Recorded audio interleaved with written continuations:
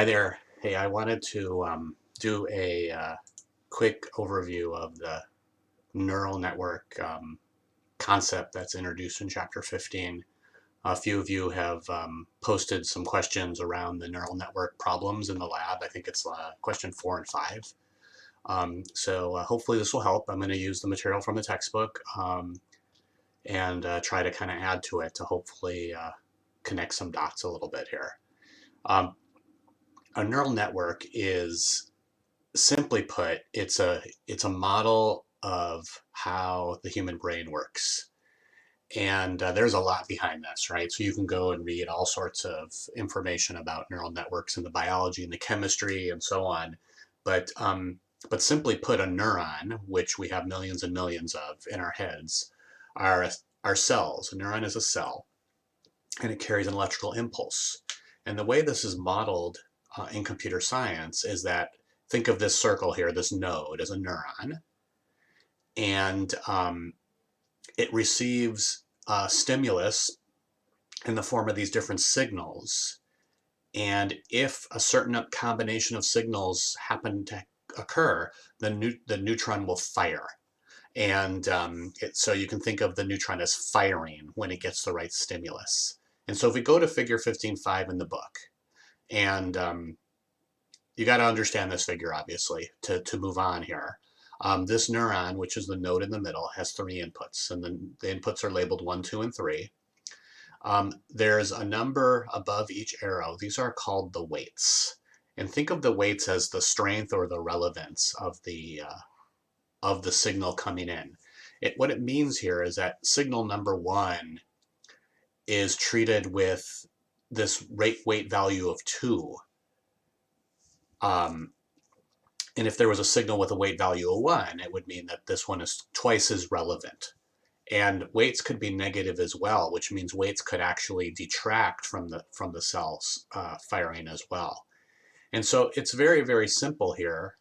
You look at, say, well, if signal 1 occurs, then a weight of 2 goes into the node.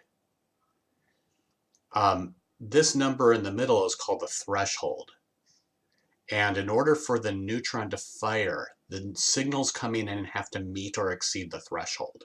So signal 1 by itself with a weight of 2 is not enough. And furthermore, if you add signal 2, that is a weight of -1. So 2 plus -1 is a 1, and that also is obviously not enough.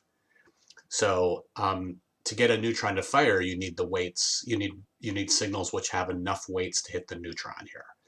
So you could take a truth table approach here. You can take an algebraic approach here. You could take a guess and check approach to figure out, what combinations of inputs will cause this neutron to fire. I used the truth table approach here. And so what I did for each of the 3 inputs is I built the truth table of yeses and nos.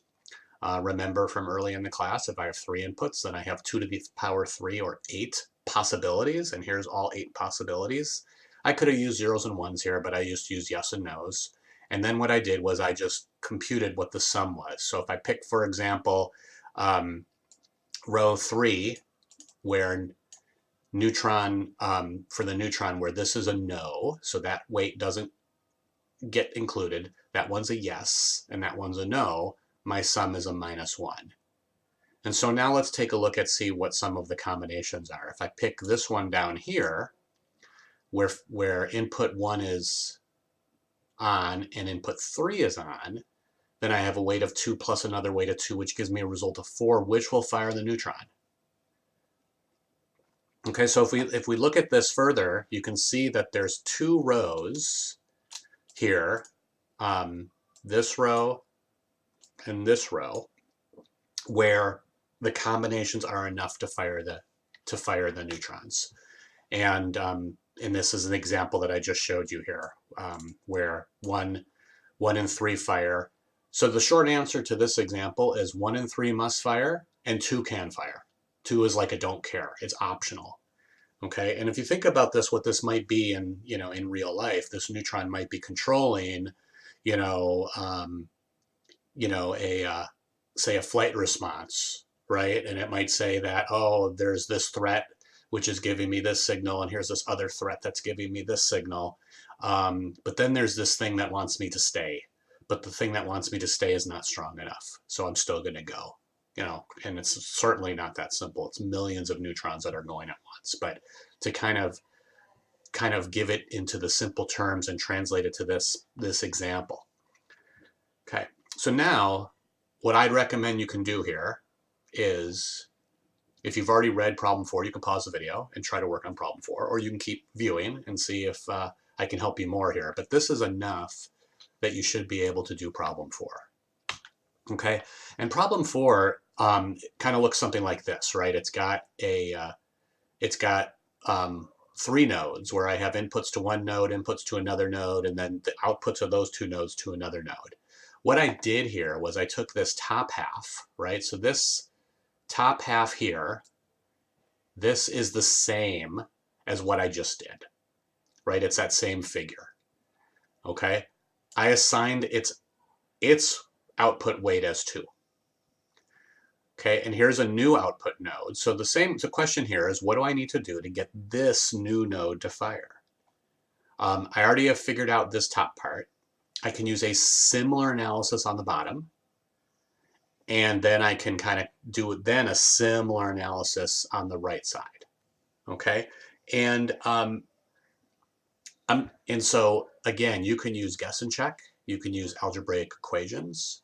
You could build a Microsoft Excel spreadsheet with formulas. There's lots of ways to do this. I'm not going to do problem 4, but if I kind of finish doing this problem, you should be well equipped to do problem 4. Okay, so we already know that the top half, we already know about the top half, so let's work on the bottom half. If I do the truth table approach for the bottom half, you'll see that there's only one combination of inputs that gets this node to fire. And that's because I got 2 nodes that have negative weights here. And so if node 4 and or node 5 trigger, it's potentially enough or more to prevent this node from happening. And so, in fact, either or both is enough, right? Because this is only a way to 1.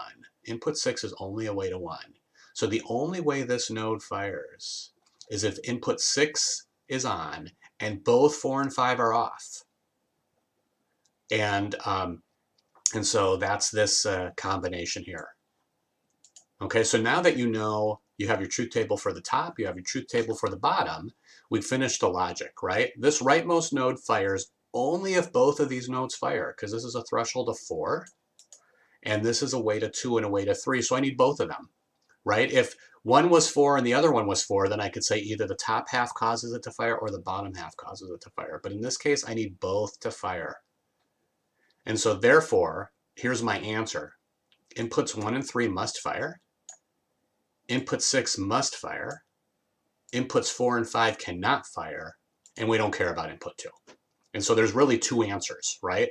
There's the answer where 1, 2, 3, and 6 fire, and the inputs of where 1, 3, and 6 fire. So basically the answer where 2 is a yes and 2 is a no. And you can call that a don't care, or you can list out both examples. So that's it for this one here. Hopefully you're still with me here. Let me talk about the second lab question here real quick.